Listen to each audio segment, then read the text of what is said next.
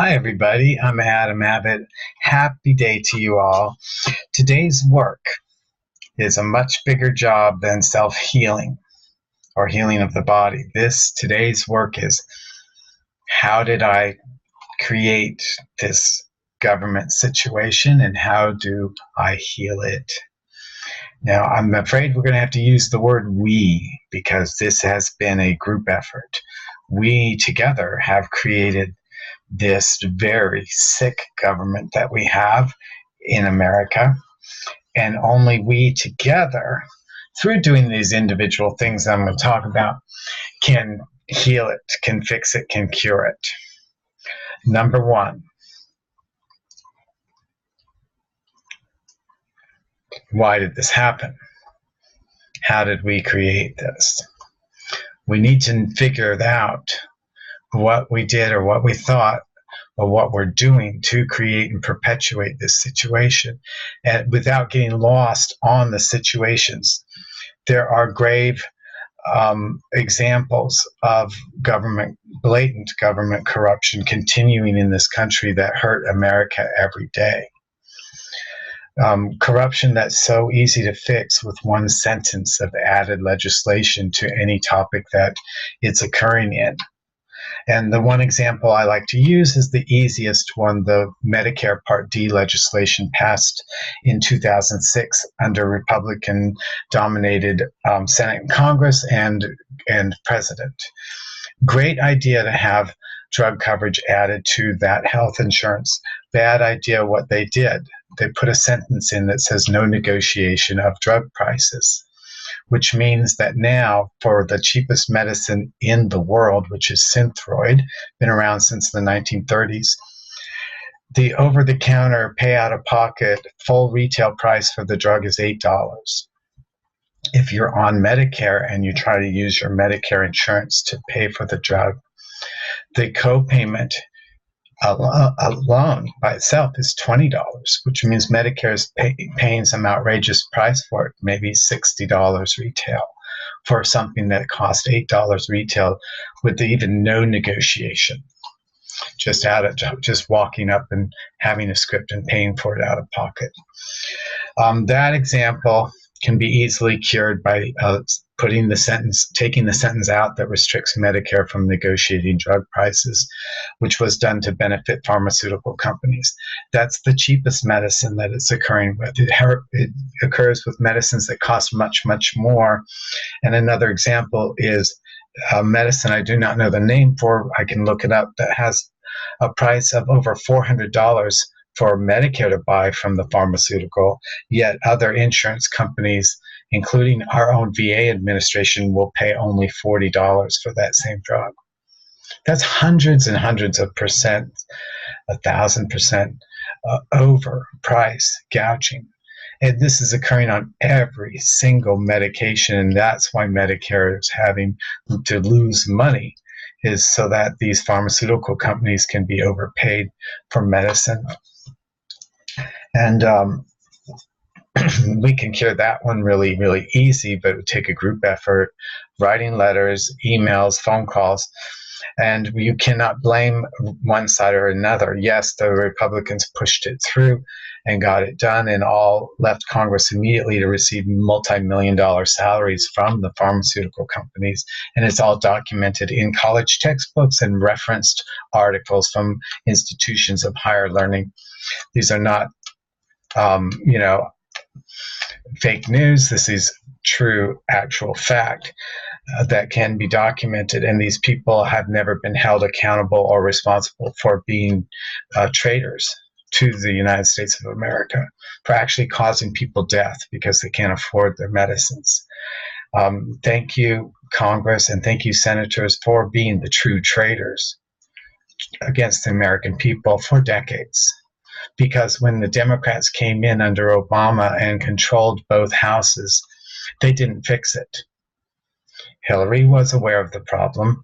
She spoke about it in her campaign trail against Trump, and everybody's aware of that easily to correct problem, and nobody has done anything to fix it.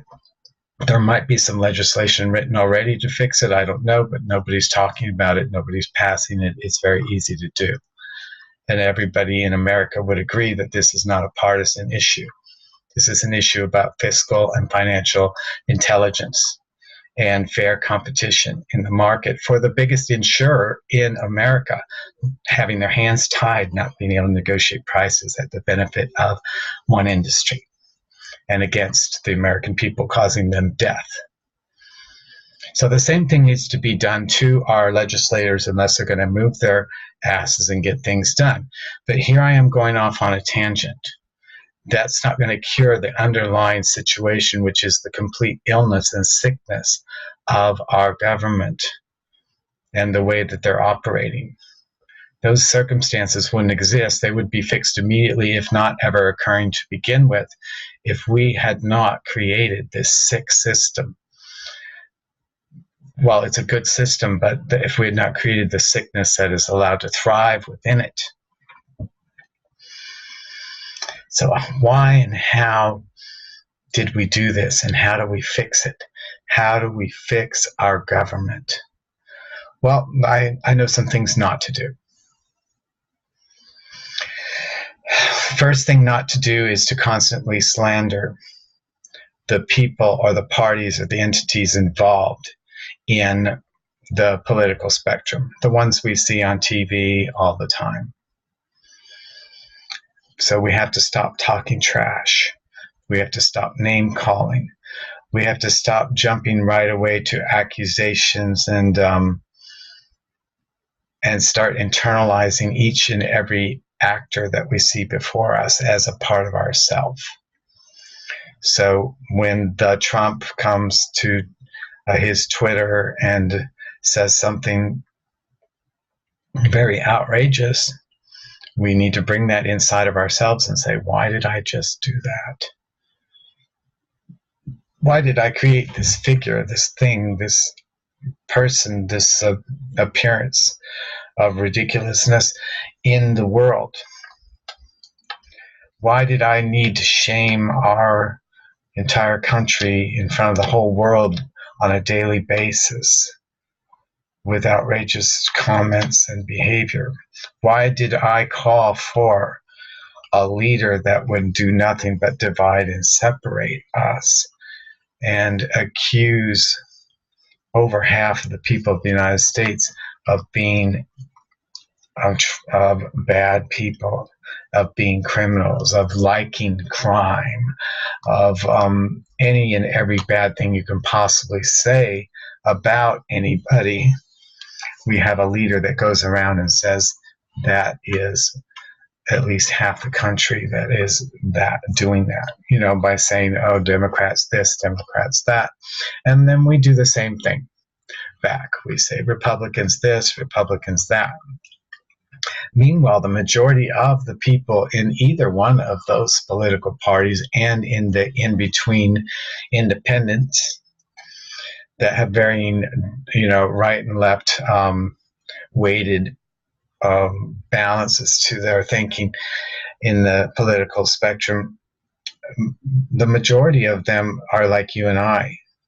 We really want good things for everybody. We want smartly managed country and fiscal, military policies, social policies. Everything needs to be done smartly in a more modernized and more efficient and a kindly way that will bring us to a better fiscal balance than what's going on.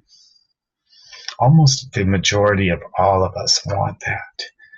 We don't want the one side or the other, the one side that's spending most of the pieces of the pie of our resources on redundant military. That's where all the money goes, right there. And corporate welfare, which includes policies, like I mentioned, being done totally in the favor of one type of business, like the drug companies, and against the American people in general. And it's not to hurt them to change these laws back. Everybody else interacts with the pharmaceuticals in a fair market negotiating manner. It's only to give what's right back to the largest insurer of our most vulnerable population, which is Medicare, the ability to do the same thing as all the rest of the insurance companies and even a private individual that just pays out of pocket. They have the ability to negotiate prices too, check them out. This drug is generic. You can buy it from many different sources.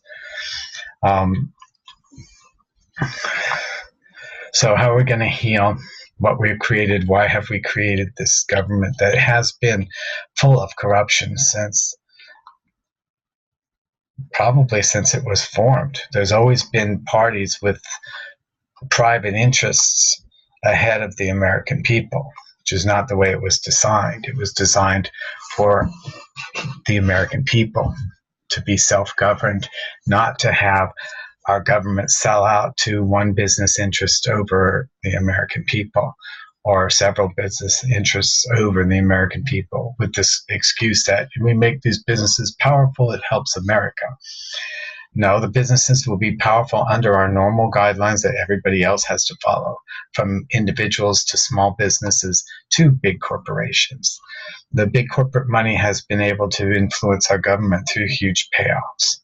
And why have we created this? Why have we allowed this? Why do we see it documented, texted, referenced, fully factual, happening over and over again for decades since the inception of our system?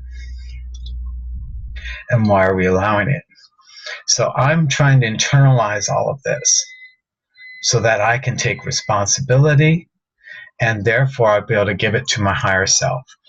So I don't know the particulars of why we did it and how we did it, but I understand how I perpetuate it and how I may be able to fix it. And I think that you and I can do that together. So we're not going to know how or why that we allowed things to go this far, but we can now take responsibility for being co-creators in perpetuating it by engaging in the right and left behavior, the back and forth, being on one side, too heavily weighted on one side against the other side, and then slandering that side constantly in our hearts, in our minds, in our speech. Constant slander, weighted one side against the other, one opinion against the other, one fact against the non-fact, or the non-fact against the fact. We have to understand that we must remain in the middle. We must remain in a neutral position, first of all. That doesn't mean doesn't mean you can't write letters and emails and phone calls of a constructive nature to the elected representatives to ask them to take certain actions to cure one thing at a time. Let's give them a distraction that actually benefits everybody. Let's start with the Medicare allowed to negotiate drug prices with pharmaceutical companies. Very easy one-sentence act revision that they have to add to that law. And it's something that we could all get behind. Save money for grandma, grandpa, and disabled people, as well as ourselves, and protecting our system for future generations. That really does work. Well, it won't if we don't stop this, but it works right now. And so if you want to do some physical actions, let's focus on one little thing that's not like a controversial topic that everybody can agree on, and send the letters out and make the emails and the phone calls. A handwritten letter is probably more powerful and effective than emails and electronic communication, which are real easy to do in huge numbers and spam them out. You may want to start that way just to get your word out and make a Facebook page about it and get your social media going behind the thought. And I may do that without slandering, but just being factual in how and when the situation started and how easy it is to fix, without trying to, again, put name and blame, because those that may be named and blamed for for the beginning of that, for actually creating the corruption of that act, were replaced. Well, they were well rewarded with millions of dollars, and then they were replaced by other legislatures that didn't get paid and that perpetuated it, and that were on opposite sides of the government, and that knew it was a bad thing, and they didn't fix it. So blaming one side and not the other is not fair and balanced either. Both sides know about it. Both sides can easily fix it. And together, only us putting pressure from all sides in a balanced and in a middle-of-the-road manner, without name-calling, without accusations, can we get something achieved? Can we get our government back to work, improving everything little by little the way they're supposed to, and fixing all their past mistakes and purposeful tainted actions, for benefit of private interest. Any action they did that benefits a single private industry or interest over the American people needs to be undone, redone, fixed. This is where we need to focus, is what all Americans want. We want our money managed smartly. We want our systems working for the people. And that may include our right-wing defense military spending. That's also one side, against the other. And our social services, which is one side against the other, the way that people think in their mindset right now. The way they speak is that if you're a military person, you're automatically a Republican, you're automatically a right-winger, and you have to be real quiet about being a Democrat if you are one, or a liberal or a left-winger or somebody who thinks progressively. So by coming out on sides, we force people into these boxes and into these labels and these little corners, and then they have to defend their position. And so they get stronger in that position, and it becomes more of a battle. Nothing gets done. All we do is fight with each other, call names and slander, and create more of the hellish nightmare that currently is being expressed as our government. We are the ones that have to stop it. We're the only ones that can cure it. Together, if you understand what I'm saying, please put a comment down in the chat and let me know that you have an understanding. Maybe you have another perspective or take on it that you could share with me, or even comments, but try to keep your comments away from name calling and blaming. You can state facts, it's fine. We understand that certain sides of the government actually do get caught up in the corruption a little bit more than the other side that allows it to continue, and also sometimes perpetuates and does it. But your moral issues are a different topic, and they need to be kept out of the business functioning of our government. You cannot bring your religious and moral beliefs about things like abortion. Can't bring that into the mix here. That's got to be a separate healing done out of the political spectrum, because you can't religiousize the running of our government. Our government was created to avoid religious control, which creates anarchy and a lot of death, a lot of unfair policy against people based on religious beliefs. Our government wasn't created that way. It was created the opposite that way. It was created from running away from the religious political control that they were experiencing in other countries, like England being the church involved here and the church involved there, and depending what church it was, people were killing each other. Laws that make life unbearable were being passed against people for the benefit of one religion over another, and that can never happen here. Our Constitution was designed specifically to prevent that. So it's futile to fight for those religious beliefs to be instilled in government.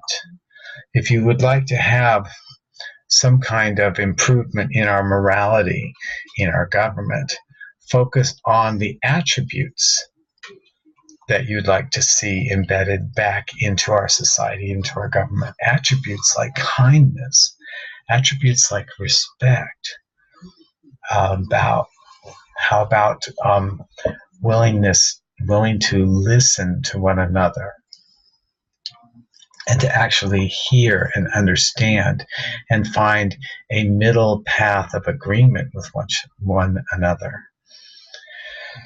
So if we bring love and kindness as a requirement of behavior, love, kindness, and consideration for the benefit of the American citizens themselves, of human beings.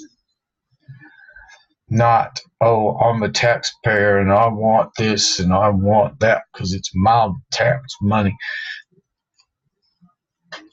Not quite the attitude that's ever going to get anything done there.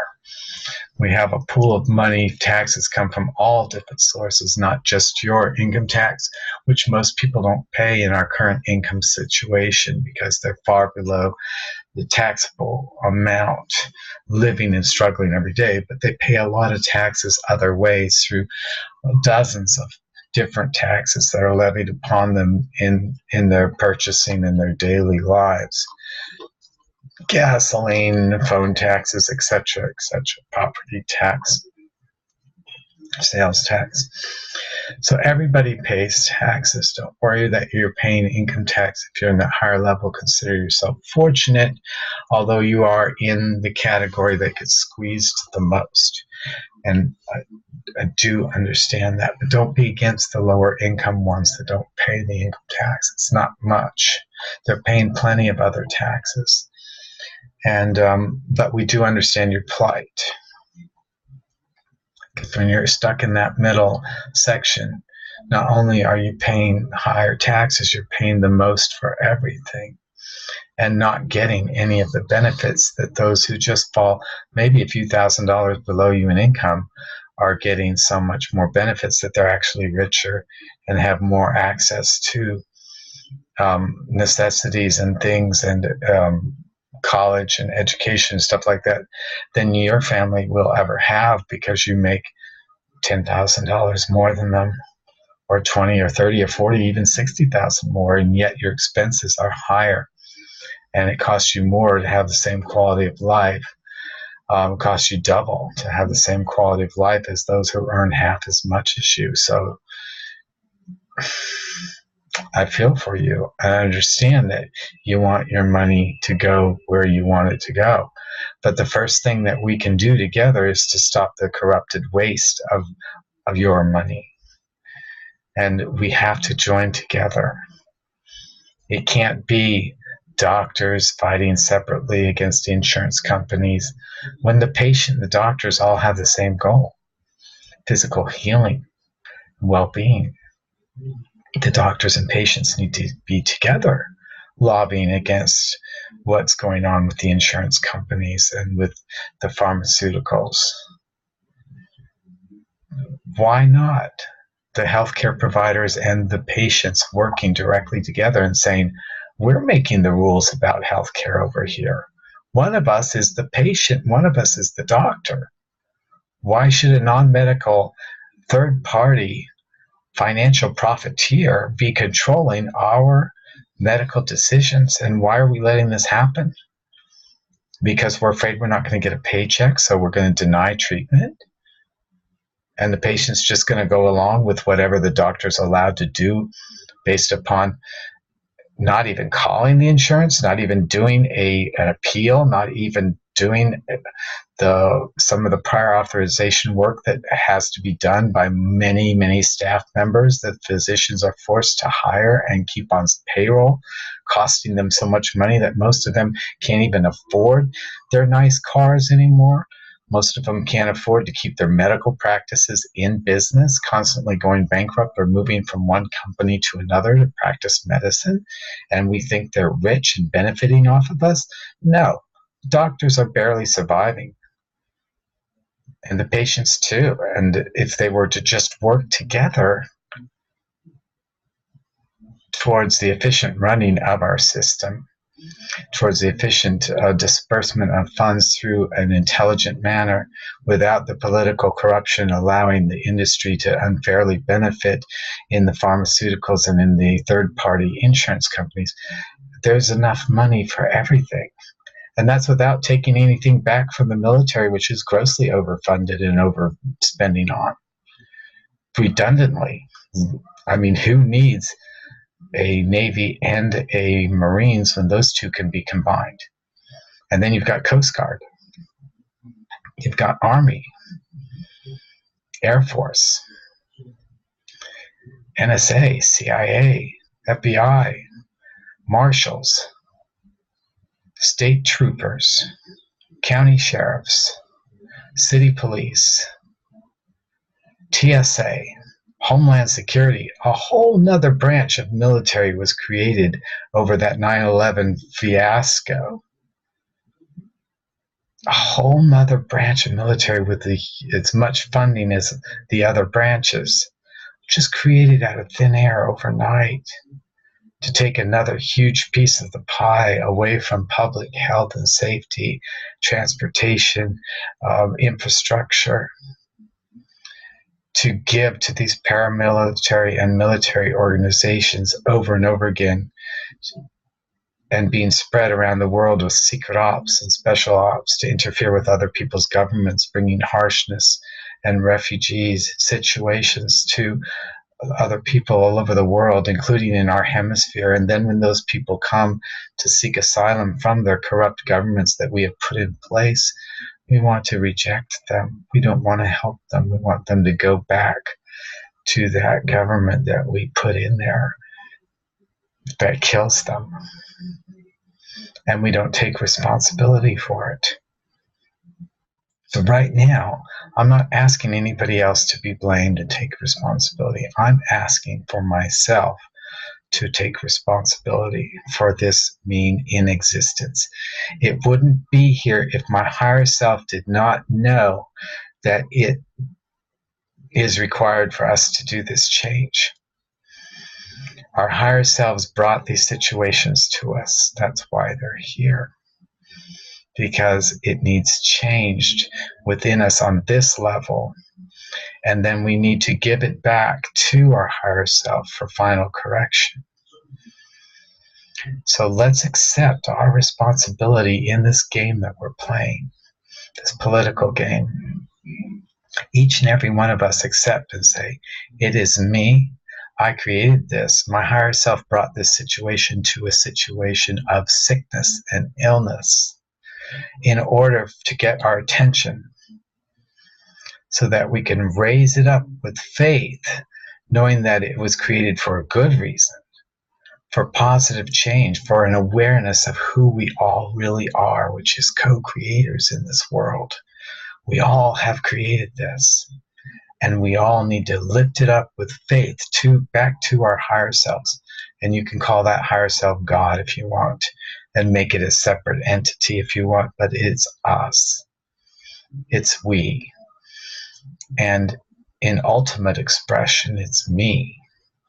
It's you. It's I. I am the creator. Therefore, I am the one who sent this task to us, and I am the one who can send it back, requesting it to be fixed. So I guess today's message is own it. Let's all own it. Stop calling names and slinging mud.